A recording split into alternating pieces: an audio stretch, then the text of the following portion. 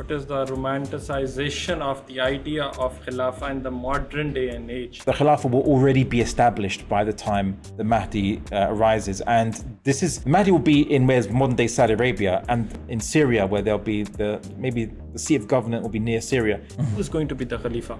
I mean, will an Iranian Khalifa be acceptable to somebody in Pakistan, or somebody, let's say, who's an Ahl Sunnat's Khalifa? Will that be acceptable to Ahl Tashih? It's about changing our imagination. Simply, the borders should not exist. So Muslims are actually stateless as a group of people. But collectively, together, we have so much power. The question is, it's just a matter of will. Will the Ummah wake up? In the paradigm of the nation-state system, how do you see any difference likely possible?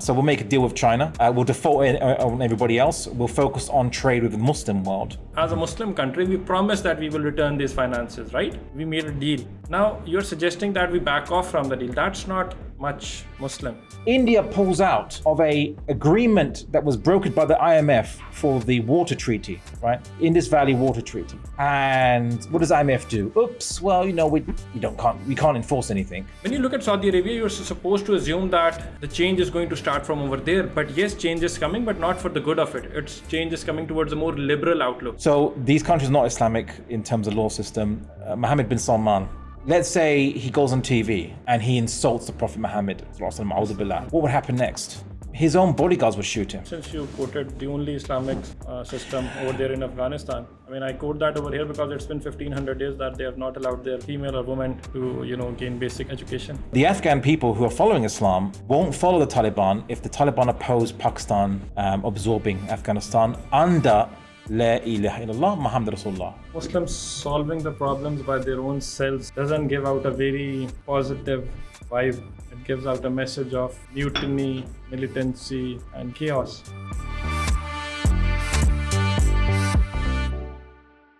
Bismillahirrahmanirrahim. Hello and assalamu alaikum everyone. मैं हूँ Ismaeel Qasim and I welcome you all to another episode here at Narr. Today I have an international speaker with me, an intellectual, a debater. I have Abdullah al Andalusi with me. Sir, thank you so much for your time. Assalamu alaikum wa rahmatullahi wa barakatuh. Thank you for having me on. Walaikum assalam. So, discussion जो है, it's going to be all English because that's how it's supposed to be with Abdullah. आगाज़ करेंगे discussion को लेके जाएंगे. अब्दुल्ला की हमने शेख साहब की जब डिस्कशन देखी है, उनको पढ़ा है तो अंडरस्टैंड किया. He talks a lot about Khilafah.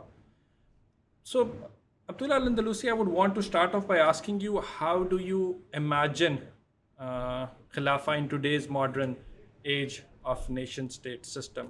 How do you imagine it? How do you see the actual application of it? Well, the Khilafah, I think, would be best described as a nomocracy.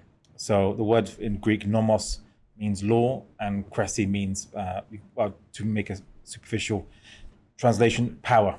So a Khilafah is a system of law based on the Sharia, and it's based on the Quran and Sunnah to decide what laws we have, the national interest, what is the national interest, what are the policies, and so on and so forth.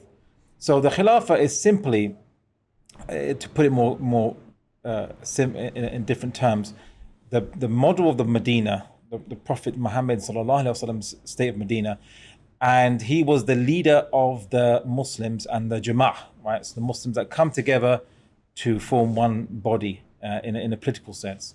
So the Khilafah in Arabic means successor, so it simply means that the successorship to the Prophet Muhammad sallallahu alaihi wasallam, his position of ruling, not his prophethood, but his position of ruling over the Jama'ah and leading and guiding the Jama'ah. So that's simply what Khilafah is. It's a state which is based on Islamic laws, where the citizenship is measured as in terms of the people who are the coming together, the Jama'ah of the Muslims coming together. So all Muslims would be under this, and it simply unites the Muslims and then defends Islamic interests and advocates for Islamic interests globally. Absolutely. So that is the actual definition of it. In terms of application, how do you see that happening? Do you imagine it? Do you want it? Well, of course, but this is what Islam requires. Firstly, there's a hadith by the Prophet Muhammad sallallahu alaihi wasallam that said that the Imam is a shield behind which the Ummah fight and defend itself. So one of the principal reasons for all government is protection of the people. And there is no government today, I realize there's no government today that is a land or a territory or government for Muslims. Alright. It's a government for different people who happen to be Muslims, but not a government of Muslims. So Muslims are actually stateless as a group of people. We have no state where the national interest is Islam, the welfare of the Muslims. We have our states that will sell out their own people because when it benefits their own regimes. This is currently the situation we have. We don't have a state that will fight to defend Muslims, the blood of the Muslims, the honor and dignity of the Muslims globally. So this is something that is desperately needed because the Prophet Muhammad ﷺ said that it is a shield for us. So without this shield, we are defenseless. We're like a body with no immune system. Anything and anyone can come and invade us and destroy us.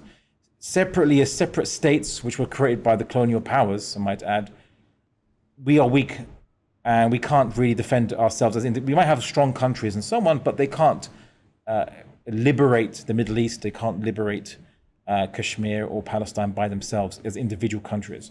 But collectively, together, we have so much power. Even just economic power is unimaginable. The ability to also to cut off the Suez Canal and Strait of Hormuz and the Malacca Strait in Malaysia, it would paralyze global trade. So we have so much power that we have in our hands. The question is, it's just a matter of will. Will the Ummah wake up and realize the necessity? Alright, even if the Ummah wakes up, what's the next step they are going to take? So currently, in the paradigm of the nation-state system, how do you see any difference likely possible? Well, it's just simply nation states are subjects of imagination. They are things which we are concocted and we imagine to be in existence. There's no natural boundaries on the Earth's crust, right? Mm-hmm. You know, aliens coming to planet Earth wouldn't see any boundaries. They would just see a bunch of land masses. So it's about changing our imagination. Simply, the borders should not exist. And if we believe that they don't exist, then they don't exist anymore. Simple as that. And rather, we believe that between Muslims, there are no borders and that we are one ummah, we are one land, and we're under one God and one book. So we as Muslims, it's as simple as this. Our borders would disappear between us. You'd have jurisdictions, wilaya, between different areas, and like we did before, administrative jurisdictions. And then, of course, under one Khalifa, you'd have the Khalifa would be the commander-in-chief of the totality of Muslim armed forces. And at the same time, we have regional as well as Khilafah-wide elections for representatives, for people to consult with the leader and discuss their affairs, what they want, what they need, and of course, to discuss local policies and things like this. So there'd be a lot of participation. The Khilafah is one where you don't have like an absolute supreme leader who just dictates and everyone has to accept. But there is going to be, and there must be, shura as well between the Muslims and those in government. There has to be shura, and Muslims have to have their voices said, kind of be able to vocalize what they want to say. And this is what is in many ahadith that Allah subhanahu wa ta'ala supports those who engage in shura, basically. There's many narrations. So shura is very important. The Quran says, discharge your affairs with consultation. So this is not one where we see like a typical Middle Eastern dictatorship where you have this supreme leader that does whatever he wants and everyone obeys. No, the leader is controlled by the Sharia. He can be deposed, removed by the courts. The people get a say. So if he needs to discharge the affairs, the people have to say, well, we need more money in healthcare. We need more money in infrastructure, and you need to provide this for us. And so they have a majlis, a shura. They have representatives that they can elect, as well as on a local level with those who are the walis and those who are amils, which are like mayors and things like this. So there's a structure there. I know, I completely get that and I like it. That's how it's supposed to be. But on paper, I agree with you. When it comes to the practical application of it, I don't understand how that's going to be possible. So I'll start off by raising the argument of the Khalifa. Mm-hmm. Who's going to be the Khalifa? I mean, will an Iranian Khalifa, somebody from belonging to Iran, will be acceptable to somebody in Pakistan? Or somebody, let's say, who's an Ahl Sunnat's Khalifa, will that be acceptable to Ahl Tashi? How is that going to work in today's modern age and system? Well, one of the problems that Muslims have is superficial thinking, and this is across the Muslim world, unfortunately. We have to wake up not just to Islam, but also to hikmah, wisdom. So it's not about actually who the leader is. That's actually the most irrelevant point. The most important point is, what is the system that we will put in place to select a leader? You see, when the American founding fathers of the United States of America, their first question was, who's going to be the first president of the United States of America? They didn't care about this. They said, what is going to be the system we put in place? There will be a selection process that will put in the president, and what will be the limitations on that president and balance of power? That was the question they asked. The system, what's the system? So we have already established for 1,000 years, plus for 1,400 years, a system that talked about, well, how should the Khalifa be elected in different situations and contexts? So today we can use an electoral system using latest technology of email or phone or what have you. We have much more feasible technologies now than we did 1,000 years ago. When the mode of transport 1,000 years ago was a horse or a sailing ship or a camel, it could take you to get from one part of the Khilafah, Morocco, or at one point modern day Portugal, to the other part of Khilafah, where we modern day Pakistan. So from Portugal to Pakistan would take you a couple months, 4, 5 months, 6 months, sometimes a year, right? Now it's just in an email is almost instant, and by plane it's probably about 10, 12 hours maximum. So it's very easy now. It's much more feasible to implement the Khilafah than it was in the medieval times. And it's as simply as feasible as having a system where the leader is sane, mature, obviously they must be Muslim, adult, a whole number of things there. They must be have knowledgeable in Islamic fiqh. They also have to be a person of good reputation, known to be good reputation, and capable to do the job. So there's a whole bunch of criteria. So you'd have a selection process where people will come in and would be vetted. So like these people meet the criteria, and then the Muslim Ummah can vote on who the Khalifa is. What's the first step going to be towards the road of Khilafah? How do we start? What's the first step? Well, this really requires a political change in the Muslim world. And how is that going to come? What you might see is, so on the macro scale, what you might see is that different states will change into Islamic Emirat, right? Emirates or kind of governorships, temporary ones, transitional ones. And then when you have enough of them, or when you have a critical mass, or you have a key state maybe becoming an Islamic system, then that state would expand or connect with the other Islamic Emirates and would be reunified. All right, I'm sorry, I want to add over here an example of Saudi Arabia. I mean, it's supposed to be the markers of the Islamic system and civilizations, considering that, our most prestigious institutions are over there, right? When you look at Saudi Arabia, you're supposed to assume that the change is going to start from over there. But yes, change is coming, but not for the good of it. Change is coming towards a more liberal outlook. So you see, the Vision 2030 of Saudi Arabia, it's not bringing the whole Islamic system towards a more Islamic outlook. The outlook that is being presented by the Saudi Arabia presently, that is backed by the Western agenda and the Western ideology system, is for a settlement of diplomatic relations with Israel. It's having, though, that institutional imbalance in the society that is not at all Islamic. So how is that the states are going to start acting in a more Islamic way and leave their freedom and authority and the current paradigm of the modern state nationhood system? Okay, well, there's two issues here. One is, what are the rulers currently in the Muslim world? What was their job? What's their job description? And two, how will we change each state into an Islamic system? So currently, there's no Islamic governance in the Muslim world.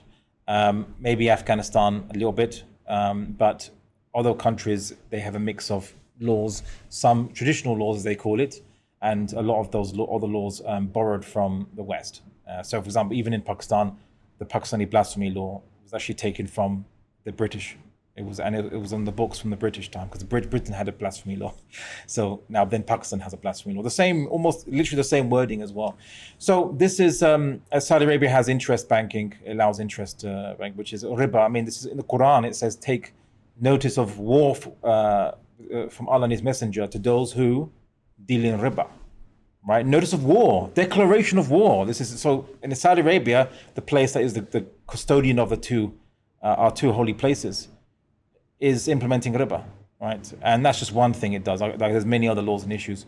So these countries are not Islamic in terms of law system. If they were, you wouldn't see any non-Islamic laws on their books. The second point is that these governments were created for one particular role. Most of these Muslim governments were created for one particular role, which is to prevent the reunification of Muslims and the return to Islam in the Muslim world. The British colonial agents and governors like Lord Cromer, which I've mentioned before many times, and I've written an article on him with some quotations on his book published 1919 called Modern Egypt. So he was like the governor of Egypt, and he talked about the fact that the European powers will not tolerate these Muslim lands which are under the Western domination and are being slowly transformed into nation states. They will not tolerate them going back to Islam. So the job of the new ruling elite, which they created in their education system, is to stop that from happening. That's why when we saw the Arab Spring, we saw that many of these dictators, Muammar Gaddafi, Bashar al-Assad, Hosni Mubarak, they were saying that, look, if we leave, the Islamists, as they call it, the Islamists will get into power. They'll come back. So, because that's their job. Their job is to stop that.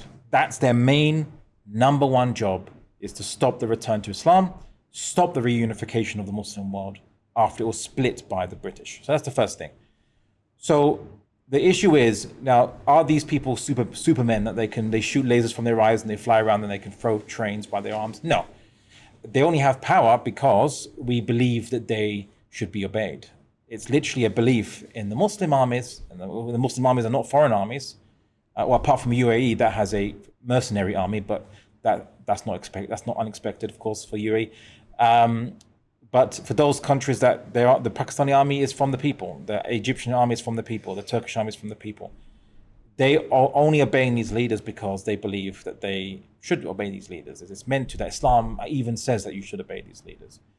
And the people just accept this system as it is. If the people choose not to accept it, if the people say, well, actually, you know what, we want Islam and this is a red line for us, right? There would be change. You might think to yourself, how is that possible? I'll give you a hypothetical example. The example of, let's say one of these, any leader, the most dictatorial leader you can imagine, Mohammed bin Salman, right? Let's say he goes on TV and he insults the Prophet Muhammad. Let's say he insults him. What would happen next? His own bodyguards would shoot him. Someone Tafsir discovered this, even though he didn't technically insult the Prophet. He just said he wanted to remove the blasphemy law, and that was already a red line, right? The Muslim Ummah simply has to adjust its red lines to what Islam says is our red lines, which is we cannot obey leaders and systems which implement kufr laws. It doesn't mean you have to go and take guns and start shooting people. It doesn't mean that. It simply means that remove them. The soldiers should say, no, I don't obey you anymore. We're going to pick someone else. We're going to pick a party or a group or whatever. We're going to just temporarily go with someone else. We're going to lock you up and we're going to go, or you can fly out the country like Bashar al-Assad did. And we're going to go and pick someone that will implement Islam. And eventually we will, once we have different emirates doing this, we can then reunify into one state. Or you have one major one, and then that major one just expands. If it's a major power like Turkey, for example. And Pakistan has the military power, obviously, to expand into Afghanistan. But of course, the reason why the Afghans won't accept that is because Pakistan is a nation state for Pakistanis, not for Afghans. But if Pakistan is a nation state, quote unquote, for the Ummah, then, and it's implementing Islam, then what can the Taliban say? They can't say, no, we don't want reunification. When the Quran it says, be not divided amongst yourselves. Are the Taliban doing that? Since you quoted the only Islamic system over there in Afghanistan. I mean, I quote that over here because it's been 1500 days that they have not allowed their female or woman to, gain basic education. Well, I mean, the reason that the Taliban say that they want to change the education system or prevent women from being educated currently is because they said they have to change the education system into a non-Western based one. This is what they say. But I'm not their spokesman. The problem, although the Taliban is even they have accepted nation-state borders. So they would say that, I think their argument had been that Khilafat is only for 30 years, which is a very bad understanding of Islam. And that there's no need for that.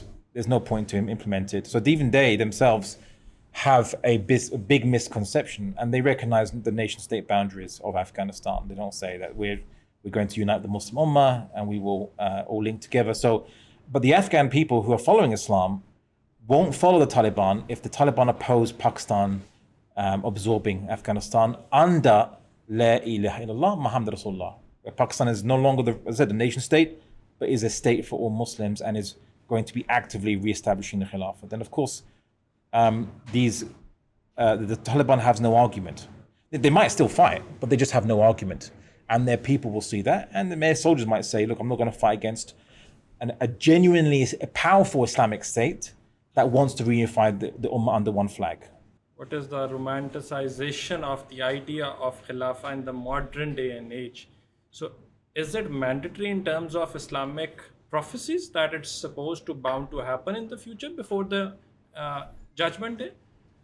Or is there another way forward where we can unite the Muslim Ummah under some other banner and not just Khilafah? Maybe, we can actually end the hypocrisy of the Muslim leaders across the world. Maybe we can do basic stuff. Maybe we can talk about individual grooming. Maybe we can talk about humanity. Maybe we can talk about, de-Islamization or correcting the image of the Islamic world, basically, not just associated with militancy. Okay, well, firstly, we'll discuss what the ahadith say. So there is a hadith about the future prophecy. They'll say that after the Prophet Muhammad will become Khilafah, Rashida, and then it will be Mulkan Adudan, which is like a type of kingship with hereditary rule. Then it will be Mulkan Jabriyan, so it would be a strong oppressive system that's forced on the Muslims. And then it will be Khilafah Rashida min manhaj nabuwa. And then the earth and the sky will give the treasures.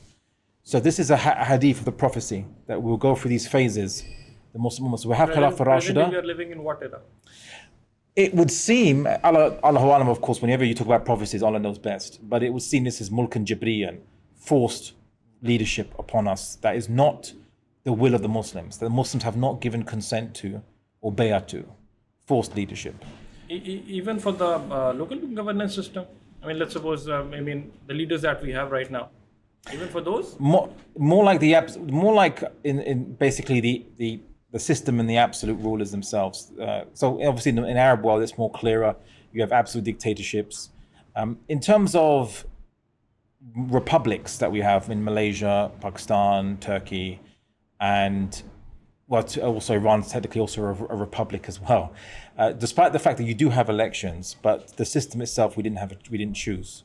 The system was put upon us, and we were forced to play by the game. And then the system is protected and maintained by the powers in the government. So in Turkey, it used to be the case where an Islamic party would win the elections, there'd be a military coup, and then that party would be removed. In Turkey, when the AKP party won, we thought, now finally, and there's no coup, maybe this is a change. There was an attempted coup.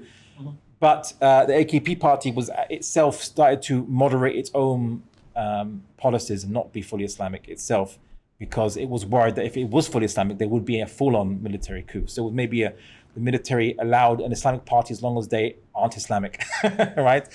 The Iranian system was one where it was meant to be a very slow revolution towards an Islamic system, but even themselves have allowed interest banking and things like this in their system.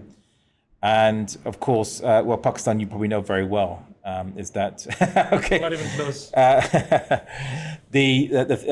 Although we have elections in Pakistan, of course, much like you have elections in Turkey, but the ruling system was something that was bequeathed to us by the British, and we can't have a fully Islamic system without we still have to remove people that, well, not remove people, but rather you could say there are still obstacles. There are people that are willing to protect the system that was given to us by the colonial powers. And so in a sense, the system is imposed on us, even if it's not one particular absolute ruler that's imposed. And same in Malaysia, same in Indonesia as well.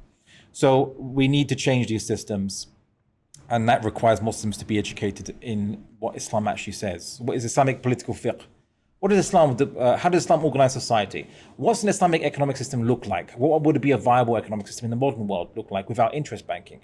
If we don't have the answer to these questions, then we are not able to know what to do and where to go to. So the Muslim Ummah needs to be taught those things, because they're not taught in madrasas. They're not taught. Most scholars wouldn't know how to run a government. They would know how to pray, teach you how to pray, teach you how to fast, teach you how to go Hajj. Great. Yeah. Maybe teach you some fiqh on marriage and how to get married. That's great. The basics of it. Well, yes, but because our education system was basically scrubbed clean by the colonial powers, and all that was left was, local Quran teachers to teach you how to memorize the Quran or what have you. That was how it survived, Islamic education. The British never funded it. The French and even the local Quranic teachers that you're referring to, they don't do it by choice. They just do it because they are left with no other option. I mean, if you look at Pakistan, for instance, most of these individuals are those who are doing it in terms of economic fulfillment, not as a thought process that they are portraying or, passing God's message. Yeah. But to go back to the hadith says that after this phase, there will be Khilafat Rashida min manhaj nabuwah, so on the method of the Prophet, and then the earth and the sky will give the treasures. So there will be an abundance, there'll be success. There's another hadith that talks about, some people say this is when the Mahdi will arise, so there'll be discord, there will be issues and problems at the death of a Khalifa. And then someone will come running out of Medina going to Mecca. When they reach Mecca, they'll be given the bay'ah. And people say this is when the Mahdi arrives. The hadith is very interesting. The Mahdi will arise when there already is a Khilafah system. Because he emerges once a previous Khalifa has died. Right? So that's what it says in the hadith. So people say, let's wait for the Mahdi to do it, wait for the Mahdi to come. No. Is it also true that he'll be stating that, no, I'm not the Khilafah, but people will ensure and he will say that he's not to make him the leader, and he won't say he's the Mahdi. He won't even know he's the Mahdi until, from the Sunni perspective, of course. But the people will insist, and then within one night he'll be ready, I suppose, to be the leader. But this is something just to point out that the Khilafah will already be established by the time the Mahdi arises. And the Mahdi will be in modern day Saudi Arabia, and there will be issues with in Syria where there'll be maybe the seat of government will be near Syria. So for those, it indicates that Syria and Saudi Arabia by that point in time will be one country. Because because when people give the bay'ah to the Khalifa, to the Mahdi in Saudi Arabia, an army from Syria will come out to contest it, and then they will be swallowed up by the desert. They'll get stuck in the desert, and Allahu Alam what the meaning of it is, but they'll be swallowed by the desert. It says, yeah. So that means there'll be one state. There'll be no borders between Saudi Arabia and Syria, because clearly what happens in Saudi Arabia would matter to whoever comes after the previous Khalifa in Syria, wherever the leaders are. So these are indicators to simply say that the Khilafah will be established by the time the Mahdi already comes. Or Mahdi comes, it'll be already here. So the issue is rather to focus on, we're promised it in the prophecies, we're promised it by the Prophet Muhammad sallallahu alaihi wasallam, we're promised that success. The question is, are we going to be the ones to be the generation that sees that, or are we going to be another obstacle that the generation that comes after us will have to surmount, and they're the ones that will bring about the Khilafah. So that's the only question that Muslims have today. Are we going to be the ones that will lead the way? So if somebody, let's say for me, if I'm asking these questions, do you think I'm allowing it for us to be this generation, or I'm postponing it? I mean, what is the role going to be of every individual or every Muslim? Are we allowed to ask questions? Because for instance, let's take an example of my own self. I don't see the practical application of it. I have so many questions. I mean, when it comes to the present day, modern day and age system, I mean, political system is one aspect of it. Economic is altogether another. For instance, let's take an example of Pakistan. We are owing to the Western countries, to the liberal institutions, and with the influx of the modern liberal institutions that there are, with the aids that are being given out with the IMFs and the World Banks and the Asian Development Banks and all that stuff. Practical application of it for me is a question. There's a big question mark. Sure. So when I'm asking these questions, do you think I am helping this generation to be the flag bearers of the Khilafah, or I am being herded in it? How do you see it? No, I think the more questions, the better. I think if all Muslims asked loads of questions, because questions is a prelude to learning. So Muslims need to learn, and the problem, I would say, that Muslims don't ask questions. So that's great, because then you can get answers. So in this particular question, we have IMF, bank loans, and we have $30 billion of debt servicing that Pakistan pays, not to pay off the principal of its debt, just to pay off the interest. Right, $30 billion that's not spent on the Pakistani people, its economy, its infrastructure, and so on. So I have a simple solution for that. Go into default, except with China. So just say, look, it's not like these other countries around the West or what else that will be angry about it. If we made a commitment, no, that won't be much more Islamic. No, not to interest. Yeah, not to interest, not to riba. We simply say we default, except with China, and with China we'll come to an arrangement with China to pay off the principal. China needs us for other things anyway. He needs Pakistan or so on. So we'll make a deal with China. We'll default on everybody else. We'll focus on trade with the Muslim world. So when we default, what if they take our institutions in their own control? What if that happens? What institutions? They'd have to militarily invade Pakistan. That's not going to happen. They would even say they wouldn't even militarily invade Iran. It's too difficult to. Iran is not like Iraq. What if, for the sake of argument, we as a Muslim country, we promise that we will return these finances, right? We made a deal. Now you're suggesting that we back off from the deal. That's not much Muslim, is my point. No. You say we'll default on paying the interest. We'll pay you your principal back, only your principal back. How do we do that? We don't even have that much amount to do that. Not immediately, so you could pay in installments. The point is we don't pay the crippling interest.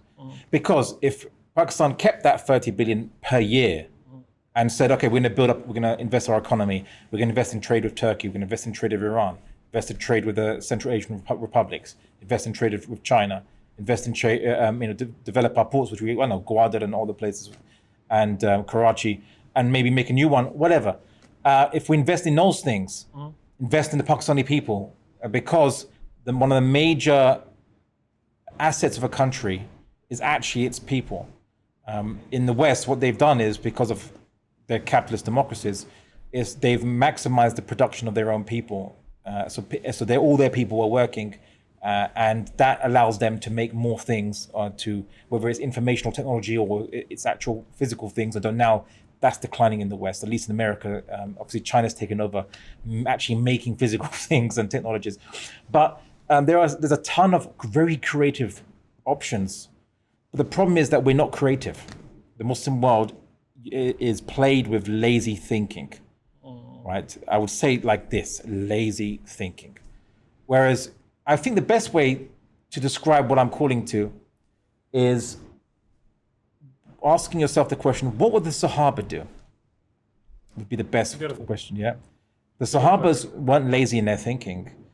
Even after the Prophet Muhammad passed away and they were left by themselves, so to speak, without new revelation or to guide them, they just had the Quran and the Sunnah from what they remember from the Prophet Muhammad. They thought, okay, how are we going to fight the Romans and the Persians, big, massive empires? How are we going to do this?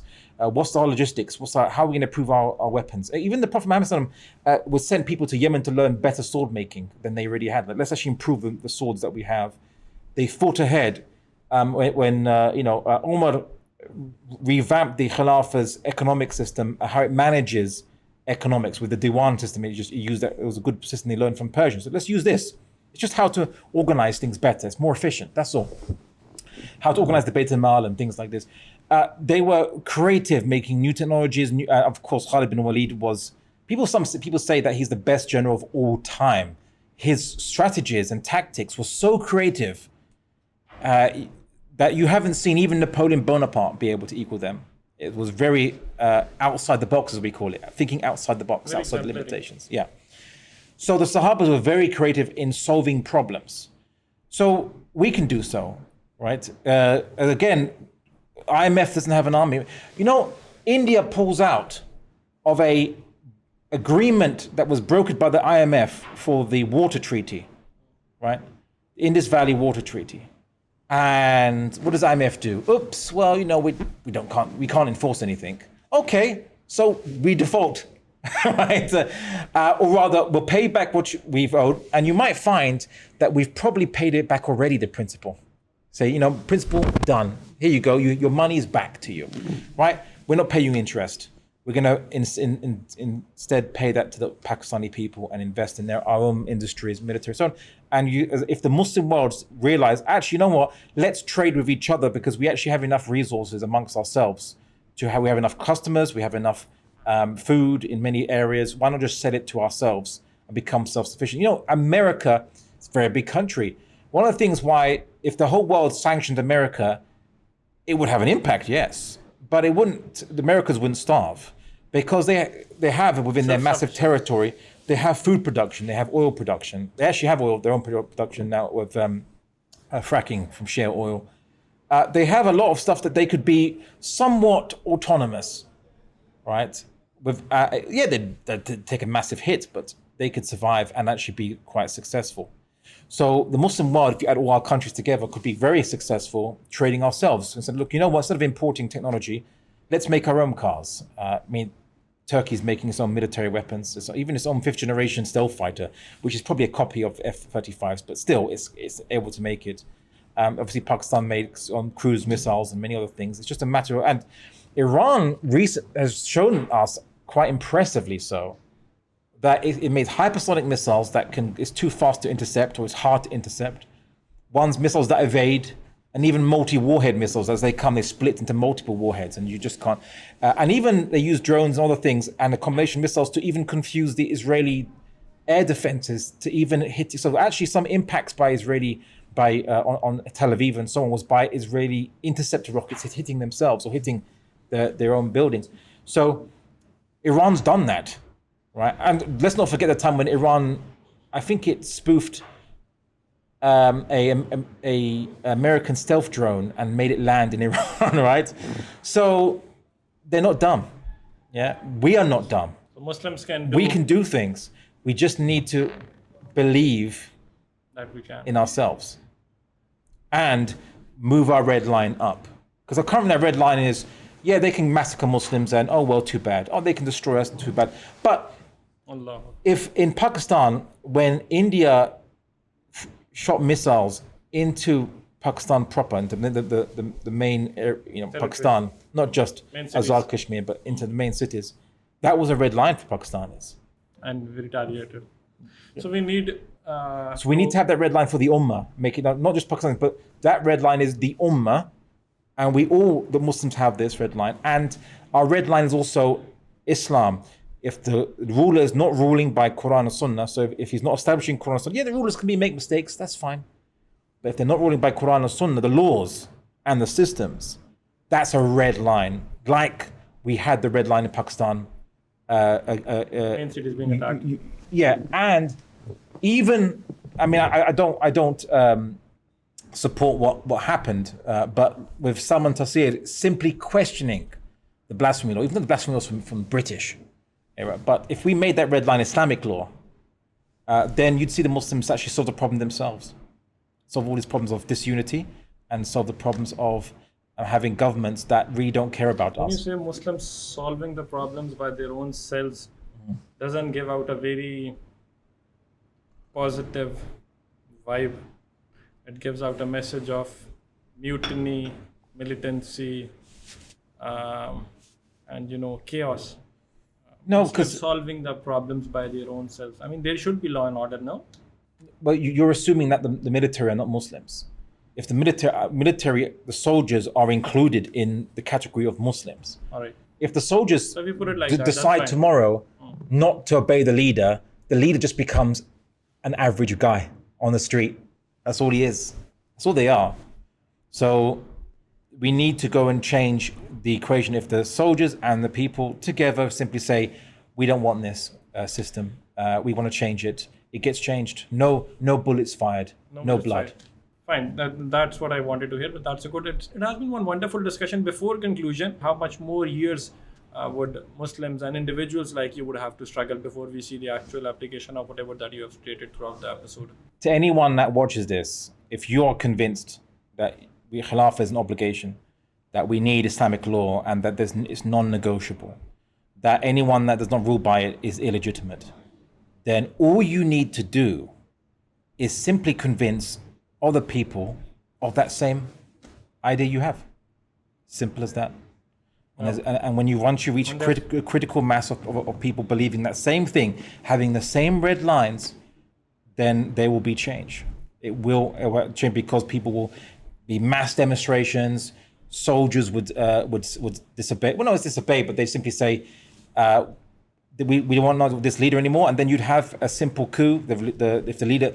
But what you probably find is that when people have changed so much in society, even the leader will say, yes, I want Islamic law. Yes, let's have Islamic law. I was for it all along. That's what most likely you'll probably see. And then when the Muslim Ummah pushes that, say not just Islamic law, but you need to now actually have a working system of unification with different Islamic emirates that are also changing into becoming Islamic systems, and then a unified or global election, you could say, after candidates have been vetted for a Khalifa who is capable of defending the Muslims.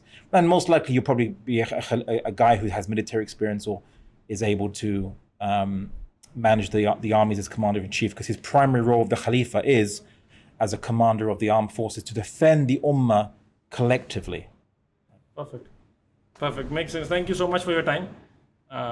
Very interesting conversation. I had a lot of questions that I asked openly. Thank you for listening to those. Thank you for answering to each and every single one of them with patience. I'm sure दिली दुआ है, उम्मीद है कि आप लोगों के दिलों के अंदर भी जो सवालात होंगे उनको आपको जवाब मिले होंगे. If you have any further questions, please drop in the comment section below, because I do read your comments, you know that, right? And Narr, that is the idea of having a two-way conversation.